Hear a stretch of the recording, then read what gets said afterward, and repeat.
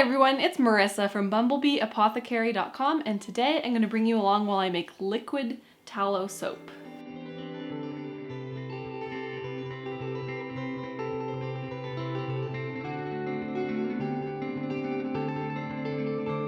So this is a new recipe that I have been wanting to try for quite a long time. I know that a lot of you have been requesting it, so I'm really excited to finally try liquid tallow soap. So when you make liquid soap as opposed to bar soap, you need a different type of lye.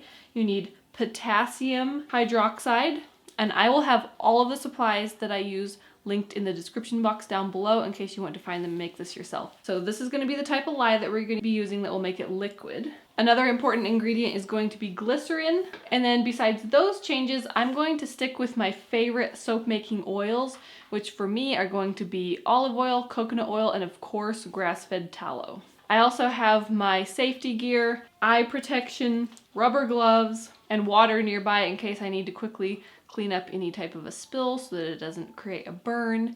And then I will be mixing up the lye outdoors to avoid the fumes. So let's jump in and get started. I'm going to start by weighing out my ingredients. The first thing I'm going to measure out is 27 ounces of water.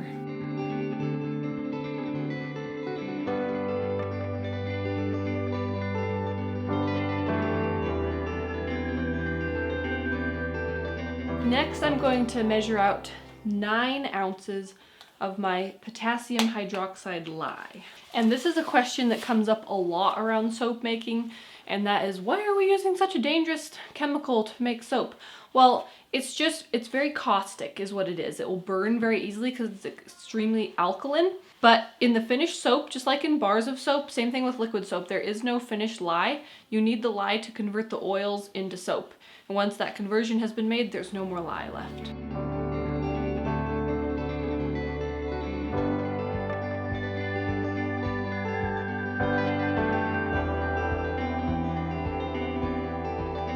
Next, I'm going to put on my eye protection, and I've already got my gloves on, and I'm going to take the lye and the water outside and combine them.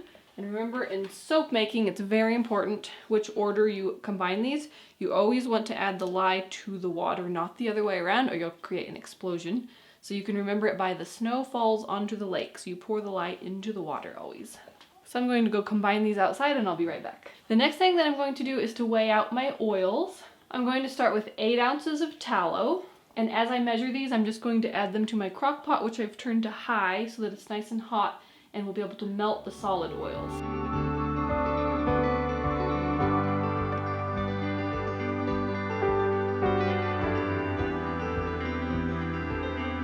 So next I'm going to weigh out 16 ounces of coconut oil.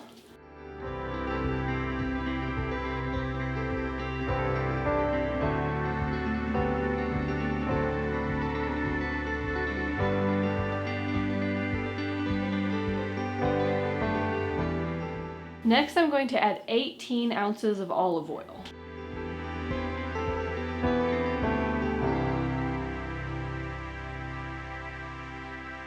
Now at this point, I'm going to go ahead and pour my lye water mixture into the crock pot with the oils.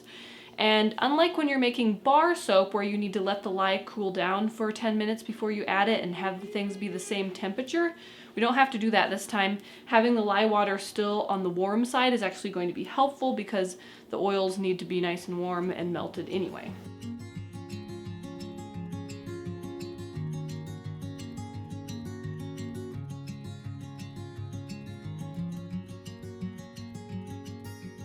Now at this point, I'm just waiting for the rest of the oils to finish melting. They're pretty much there. They're very, very close.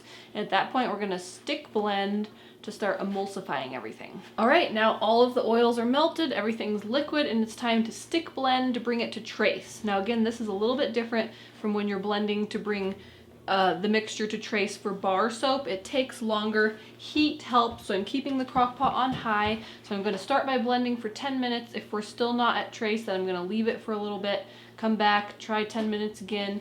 Apparently the different oils that you use can really make a difference to how quickly it comes to trace. So let's go ahead and start blending.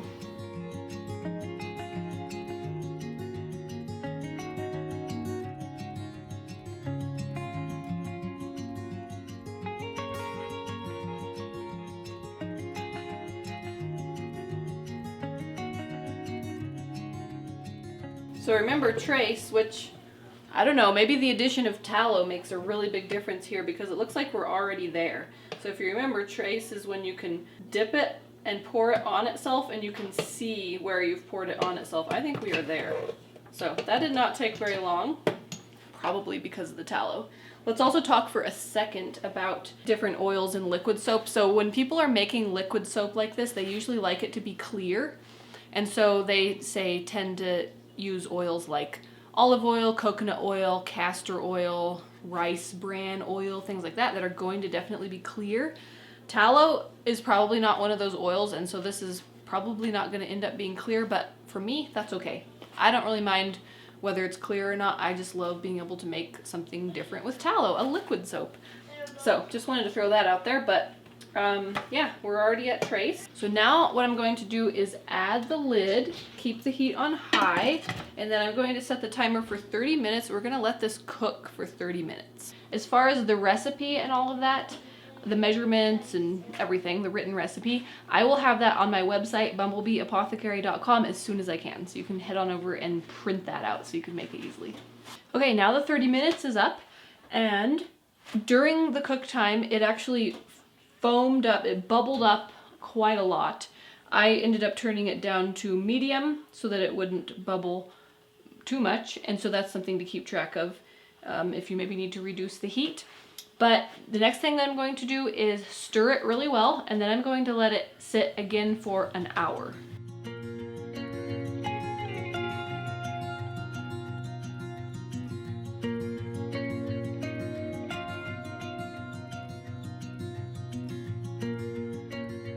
So now the hour is up. During that time, you're not supposed to stir it at all. You're just supposed to let it sit and cook. And I did adjust the heat.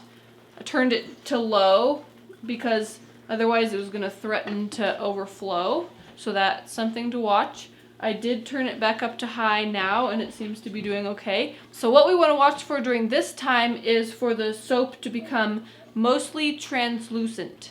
And once it has reached that stage, we're ready to go on to the next step. So as soon as it's looking the right way, I'll show you the next step. Alright, so now what we're looking for during this last cooking period is for most of the soap to be translucent. So I actually let this go a little bit too long. You can see that some of the edges are too done. So I'm just going to avoid that for this next step. But I have the heat off on this for now.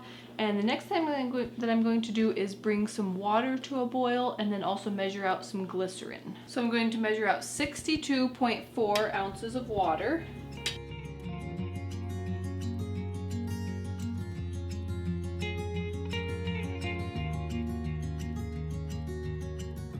And then I'm going to add 15.6 ounces of glycerin.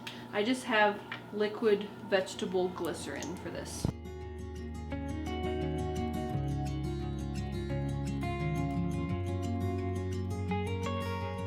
Next, I'm going to bring this water glycerin mixture to a boil.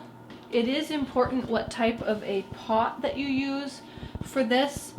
Since the lye can react with certain types of metals, you want to be using a stainless steel pot. Okay, so now that we have this to a boil, we're going to spoon this soap mixture into this pot.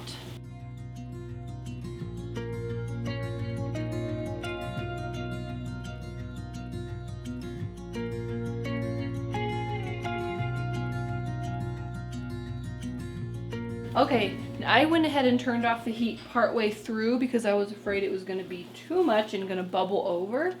But technically what you're supposed to do now is turn off the heat and then stir it. And then you want this nice and hot because what's going to be happening now is called the dilution phase. So basically the water and this soap solids mixture is going to become combined over time, and this takes a long time. So what we're going to do now is add the lid to the pot, and then we're going to let it sit. So every time that I come by throughout the rest of this evening, it's evening time now, it's like 8, quarter after 8, I'm going to give it a stir, put the lid back on. If I notice that it has started to cool off, I'm just going to turn it to medium heat and get it hot again. Otherwise, I'm just going to let it sit with the lid on making sure it's staying warm, heat off, unless I see that it's getting cool, and then I will just turn it to medium enough to heat it up and then turn it back off. And this takes a long time, so I'm starting it in the evening so that it can sit all night, and then I'll work on it some more tomorrow morning, and I'll show you what it's looking like then. And then as soon as it's all combined and it's all one liquid, then it's done. And then we can use it as is or add essential oils, but I'll show you some footage throughout the process of me stirring it every now and then. And then also I'll just show you what it looks like tomorrow morning. Okay, we can see here how already a lot of it has dissolved, which is exactly what we want. So this is my last time stirring for the night. So I am going to go ahead and turn on a little bit of heat here, just to make sure it's nice and warm before I leave it for the night.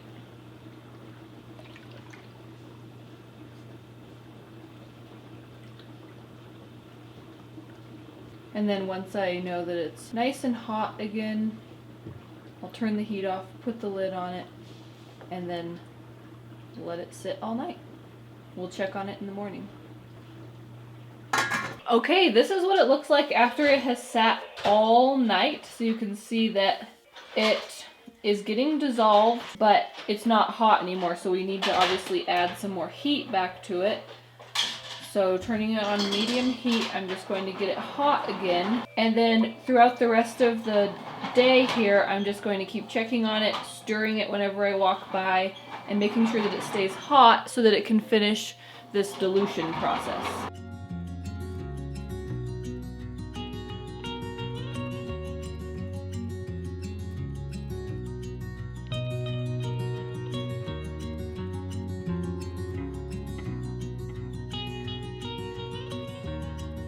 Okay, so the long dilution process is finished. You will notice that it is in a different pot now.